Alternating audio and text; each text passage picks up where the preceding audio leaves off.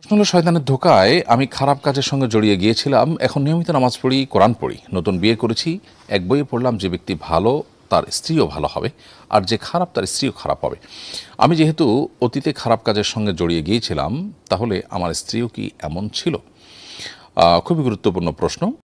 কেউ খারাপ হলে তার স্ত্রীও খারাপ হবে এমন কোনো কথা নেই, এবং এ কথা সঠিক কোনো কথা নয়। আল্লাহ সুবহানাহু ওয়া তাআলা কোরআন কারীমে যে বলেছেন, আত-তাইয়্যিবাতু লিত-তাইয়্যিবিন ওয়াত-তাইয়্যিবুনা লিত-তাইয়্যিবাত, আল-খাবিসাতু লিল-খাবিসিন ওয়াল-খাবিসুনা লিল-খাবিসাত। পবিত্রের সঙ্গে পবিত্র এবং অপবিত্রের সঙ্গে অপবিত্র। এই আয়াতের ব্যাখ্যায় অনেকে বলেছেন যে পবিত্র পুরুষের সাথে পবিত্র নারী এবং অপবিত্র পুরুষের সাথে অপবিত্র নারীর বিয়ে হবে বা হওয়া উচিত, এরকম ব্যাখ্যা অনেকে করেছেন। তবে এটা সবচেয়ে প্রসিদ্ধ এবং গ্রহণযোগ্য ব্যাখ্যা হলো যে যদি কেউ ভালো এবং পবিত্র কথা বলে, তাহলে সেক্ষেত্রে তার ভালো কথা তার প্রাপ্য।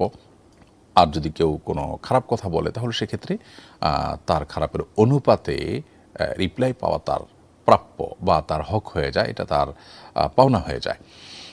যে যা করবে সে তা পাবে, এমন একটা ব্যাপার।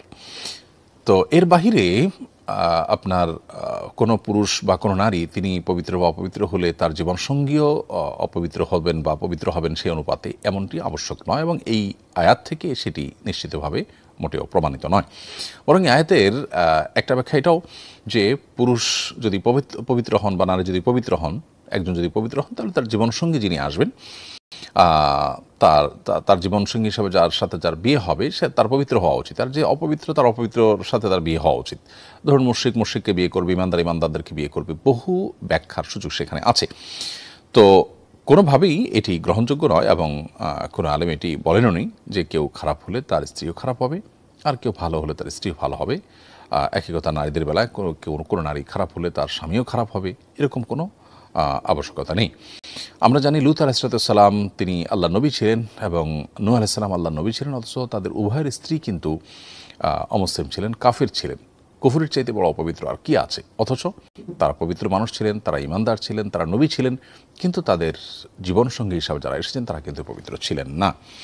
অতএব এরকম কথা বলবার সুযোগ নেই, এবং এরকম সহজে যোগ বিয়োগ কষার কোনো সুযোগ নেই। অনেক ঘরে দেখা যায় অশান্তি শুরু হয়ে যায় এই সমস্ত ধারণার উপর ভিত্তি করে। কেউ নিজের চরিত্র হয়তো কখনো খারাপ ছিল, তিনি মনে করছেন তাহলে আমার জীবনসঙ্গী যিনি তিনি হয়তো খারাপই হবেন, এরকমটি মনে করবার কোনো কারণ নেই।